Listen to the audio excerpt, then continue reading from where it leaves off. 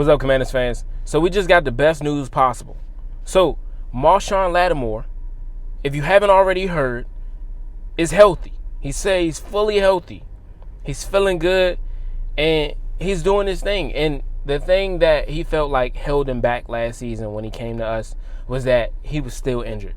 And he felt like he wanted to be out there just to show us why we drafted him. And, of course, he wasn't able to show that. And it was because he was still milking an injury and he wasn't fully healed. And you could see when he came back in to play in the Eagles game and they sent him back out that he was still injured. So it was just one of those things that as a NFL player, especially somebody that's later in your career in the NFL, and when you get older, these are the things that start to happen. You start to not be able to play at the same rate that you used to play in. Your body can't handle the same treatments that you used to go through. And sometimes, as time goes on, you start to change what you eat, how you train, like because you think you're a veteran now and you don't train like you did when you was a rookie. You don't treat your body the same. You don't take care of your body as you should. Like, you hear about guys like Derrick Henry who, spend a whole bunch of money on their body every year, and then guys like Tom Brady and Derrick Henry. I said Mark Henry, but Derrick Henry. Those type of guys don't eat certain foods. And you never know, just because something may seem healthy, it may not be treating your body in that way. So those guys, they eat different and they don't eat certain foods, so it allows them to play longer. Maybe that might be the reason for some people, and maybe it might be the reasons for other people. And for Marshon Lattimore, in his case, whatever he's doing, he got to continue to do, and just hopefully he can go full speed. And of course, he's just made it back into the building. So, he's probably been going to practices, and going to meetings and stuff like that, but he hasn't really been. We haven't seen much. It's just a little sample of what he's been doing so far. So let's not get ahead of ourselves, but what we have so far is good enough to make us feel confident in this cornerback room. Excuse me. So, right now we already know what Mike Sanders still can do. He's been doing phenomenal already in his first year. So him going into his second year in the same defense is perfect for him. It allows him to build on what he did last season and also allow him to play even faster than he did last season. He came away with 4 interceptions total for the whole year. So imagine what he's going to do in year 2 when he already knows the playbook. He knows what the assignment is, and he just gets at it. And he's just reacting at this point. So that's great for him. And then on top of that, you have Marshon Lattimore, who is in this system. He already played last season, so he already knows majority of the playbook, if not all. So that's great for him. So now he's going to be playing a little faster. And then hopefully him being healthy allows him to really give us his all. And then not just that, but we also been hearing a lot of great news about Trey Amos and how he has been doing his thing. And he's been learning from Marshon Lattimore ever since Marshon came back. He's been taking every opportunity to learn from him. And, I haven't really heard a lot about Noah Igbenogany, but he's back there, and him being in the system for another year is perfect for him too. So that's something that I feel good about. So the cornerback room is solid. As long as guys stay healthy, we got a lot to look forward to on this defense. And then, Jordan McGee is back. Tyler Owens is back. These guys who came in last season and was injured and they couldn't really perform like they wanted to. So this is going to be a good year for them. And, a part of our team that is really going down, and we starting to really look like the San Francisco 49ers, because we have wide receivers that are not being able to play this season so far. We just heard news about Noah Brown. And Noah Brown threw his helmet and also screamed out as whatever injury he had happened. And then he needed to be carted off the field. And as he was carted off the field, he had a blanket over his head. So that tells me everything I need to know about the injury that he had. It tells me that it's a serious injury. It tells me that he's going to miss a few weeks. I'm not sure how long, but right now I know it's going to be a few weeks. And who knows? He could have possibly tore his ACL. It could be a list of things, but we know it's a serious injury. We haven't heard much about it, so that means he either is contemplating getting surgery or who knows. We just haven't heard it hit the fan yet. We haven't heard what it is that, made him fall. So we're still looking out on that. But for right now, that's something that we worried about, because Noah Brown was one of them guys, man. He was a great wide receiver 2 for us. And I thought this year he was going to be an even better wide receiver 3, seeing that we got Deebo Samuel. And not just that to worry about. We have Terry McLaurin to worry about, because he's not even signed yet, and he's been holding out. So, of course, he's been going to meetings and stuff like that. So, he's going to be up to par with that. But we need my man to be signed, because right now we don't know what else he is capable of doing. Like, we don't know how long he's going to hold out. Of course, people are saying he's going to be back before the season starts.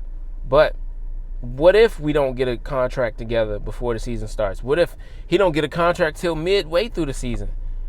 What does that do for us in his development and Jaden's development? Most important, Jaden's development. But Jaden has still been throwing, and right now he has Luke McCaffrey to throw to, KJ Osborne, Jalen Lane, and I've also heard something about Jalen Lane being injured, but I can't find the news.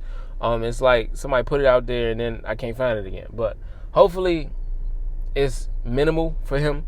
And then we also, Michael Gallup, he has a hamstring injury, so who knows how long he's going to be out, because I thought this was going to be a comeback year for him, but I don't know if he's even going to make the roster, seeing that we got Ja'Cory Brooks back there and another undrafted free agent, but I'm not sure if they're going to make the cut. But this would be perfect timing for them, because so much turmoil is happening in our wide receiver room, and we don't know what's the update on these guys. You know what I'm saying? Like, they're not giving us everything, but we know hamstring issue was something that Marshawn Lattimore dealt with last season, so we know how that went.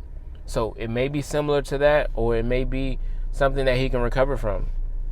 But, you got to understand that when you get older, things ain't the same. So this is some of the reason why they've been holding out on Terry McLaurin and his deal. Because, for what he did last season, we should all be ready to pay this man. But that's what the whole entire league knows about anybody that plays in the league past their 30s. And they know that, when you get old, you ain't moving at the same rate. Your body can't handle the same treatments you've been putting it through. And it just is what it is. And that's the NFL. It's called not for long, and a lot of other names. But this is most important. So that's why guys hold out for the money that they want, because you can get injured at every single moment. And this is why you don't see Terry there, because of stuff like this. He could possibly get injured just doing some normal shit. So hopefully we get a contract together. Hopefully we can get him back in the building, back on the field, really doing everything possible. Dan Quinn said he wasn't worried about it because of the chemistry that Jaden Daniels had last season with Terry McLaurin. But you got to understand, Dan Quinn is going to say the right things no matter what, because one, he doesn't want to be shady towards Terry McLaurin, or he don't want to be shady towards any player, and he also doesn't want to be shady towards his staff. So you got to understand that he's going to always take the high road, And he said that he's going to let those guys, Adam Peters and his people, and Terry and his people, handle the situation. So, of course, he's not going to pick a side. You don't want him to. And at the end of the day, I just want Terry to get paid. And I feel like if Terry was to decide to continue to play in the NFL, why not be here? Why not where you were drafted to, where you've performed beyond your pay grade day in and day out? And this team has been known to function around him. So why not? Especially you going into another year with your franchise quarterback. You finally got your franchise quarterback. You're breaking records in your first year, and we don't believe in you. It's crazy, because we all believe in you. We're just trying to figure out why is the money taking so long. So that's one thing that is, I was trying to give y'all like a good thing about us right now and a bad thing, because the good thing is the cornerback room went up from last year. Right now, I'm feeling really good about the cornerback room. But the wide receiver room got better with Deebo Samuel, got better with Terry having another year in the same system. And then, hold on. Jalen Lane, because he's speed, he's everything we missing with De'Ami Brown and Olamide Zaccheaus, but everybody else is down too. So we got Michael Gallup to worry about. We got Terry to worry about. We got Noah Brown, who's going to be out for weeks. Hopefully, Noah Brown could be back closer to the playoffs and, help us out. Because I know we're going to make it to the playoffs. It's just, how far are we going to make it? And then I'm just thinking about, like, what we had last season in the playoffs and what we have now. If we were to sign Terry before the season starts, I'm still feeling confident, And you want everybody to be healthy, but that's just not the name of the game. And just because you want to be healthy don't mean you are going to be healthy. No matter how much you everybody's not an outlier like what's his name? Ocho Cinco. Everybody can't be Ocho. Everybody can't play every single game in the world. Everybody's body can't handle these type of treatments, and you never know how you may be getting hit in these certain games. Pause. But yeah, man, I'm excited for what we have so far, because we got a lot of guys coming back from injury. And like I said, Jordan McGee, Marshawn Lattimore, Tyler Owens, Noah Brown was one of those guys coming back, and now he's going out again. But I don't blame Terry. I'm just, at this moment, I'm trying to figure out what our franchise is doing, seeing that we really got to pay Terry now. We need Terry there immediately, because our wide receiver room is looking shaky. So this is perfect, like I said, for KJ Osborne, Luke McCaffrey, Ja'Cory Brooks, and hopefully we can rely on our running backs to catch some passes as well. So Ja'Cory Krosky-Merritt, hopefully he shows up for us, and he's been doing phenomenal. He had a 60-yard run for a touchdown. I heard about it, but I ain't seen no footage come out about it. So I'm still happy. I'm happy that, we got a guy that can go 60. The fastest and the furthest, let me put it that way, the furthest any of our running backs have run, I'm talking about I'm really just talking about Brian Robinson. I'm really not trying to be shady, but I had to be shady. But Brian Robinson has only gone 40 yards. So